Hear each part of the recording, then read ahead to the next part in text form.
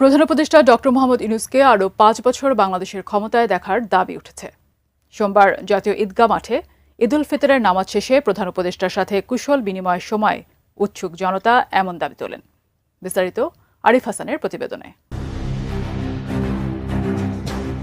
জাতীয় ঈদগাহ ময়দানে সাধারণ জনগণের সাথে একই কাতারে পবিত্র ঈদ উল ফিতরের নামাজ আদায় করেছেন প্রধান উপদেষ্টা ডক্টর মোহাম্মদ ইউনূস। নামাজ শেষে জনতার সাথে হাত মিলিয়ে কুশল বিনিময় করতে দেখা যায় প্রধান উপদেষ্টাকে। এমন দৃষ্টান্ত দেশের রাজনৈতিক ইতিহাসে একেবারে বিরল এক ঘটনা। এ ঘটনার পর প্রশংসায় ভাসছেন প্রধান উপদেষ্টা। সামাজিক মাধ্যমে ছড়িয়ে পড়া এই ভিডিওতে দেখা যাচ্ছে প্রধান উপদেষ্টাকে সর্বোচ্চ নিরাপত্তা দেওয়ার চেষ্টা করছে নিরাপত্তা বাহিনী, কিন্তু সেই প্রোটোকল ভেঙে ডক্টর ইউনূসের দিকে হাত বাড়িয়ে দিচ্ছেন সাধারণ জনগণ। প্রধান উপদেষ্টাও বিষয়টি সহজভাবেই নিয়েছেন, তিনিও হাত বাড়িয়ে দিচ্ছেন জনতার দিকে। এ যেন রাষ্ট্রপ্রধানের সাথে জনতার এক গভীর সংযোগ। ডক্টর ইউনূসের সাথে হাত মেলানোর সময় উপস্থিত জনতারা দাবি তোলেন তাকে আরও ৫ বছরের জন্য ক্ষমতায় থাকার।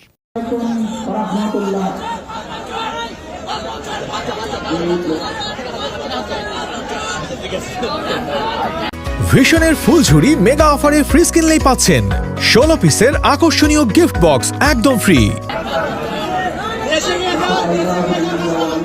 এর আগে গত ২৯ মার্চ প্রধান উপদেষ্টা ডক্টর মোহাম্মদ ইউনূসকে নিয়ে সামাজিক মাধ্যমে একটি পোস্ট করেন জাতীয় নাগরিক পার্টি এনসিপির উত্তরাঞ্চলীয় মুখ্য সংগঠক সার্জিস আলম। সেই পোস্টে তিনি ডক্টর মোহাম্মদ ইউনূসকে আগামী ৫ বছরের জন্য বাংলাদেশের একটি নির্বাচিত সরকারের প্রধানমন্ত্রী হিসেবে পাওয়ার আকাঙ্ক্ষার কথা উল্লেখ করেন। সার্জিস লেখেন, প্রফেসর ডক্টর মোহাম্মদ ইউনূসের মতো একজন স্টেটসম্যানকে ৫ বছরের জন্য বাংলাদেশের একটি নির্বাচিত সরকারের প্রধানমন্ত্রী হিসেবে পাওয়ার আকাঙ্ক্ষা আমার আজীবন থাকবে। যদিও সার্জিসের সেই পোস্টের পর দেশের রাজনৈতিক অঙ্গনে শুরু হয় নানা আলোচনা সমালোচনা। মূলত ৫ আগস্টের পরিবর্তিত প্রেক্ষাপটে ডক্টর মোহাম্মদ ইউনূস সরকার প্রধানের দায়িত্ব গ্রহণ করার পর রাষ্ট্রের বিভিন্ন খাতে সংস্কারের উদ্যোগ নেওয়া হয়। আগামী ত্রয়োদশ জাতীয় সংসদ নির্বাচনের আগে প্রয়োজনীয় সংস্কার শেষ করবে অন্তর্বর্তীকালীন সরকার। এর মধ্যে রাজনৈতিক দলগুলোর মধ্যে নির্বাচন বনাম সংস্কার দ্বন্দ্ব প্রকাশ্যে এসেছে।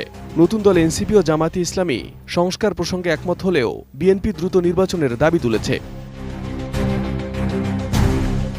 ইতোমধ্যে অন্তর্বর্তী সরকার একাধিকবার সম্ভাব্য নির্বাচনের সময়সীমা ঘোষণা করেছেন। তাদের পরিকল্পনা অনুযায়ী চলতি বছরের ডিসেম্বরের মধ্যেই জাতীয় নির্বাচন অনুষ্ঠিত হওয়ার কথা। তবে রাজনৈতিক দলগুলোর মতপার্থক্য এবং অন্তর্বর্তী সরকারের প্রতি জনগণের সমর্থনের বিষয়টি বিবেচনায় নিয়ে অনেকে প্রশ্ন তুলছেন, আদৌ ডিসেম্বরেই নির্বাচন হবে নাকি আরও পিছিয়ে যাবে, এখন সেটাই দেখার অপেক্ষা। Arif Hasan, ATN news.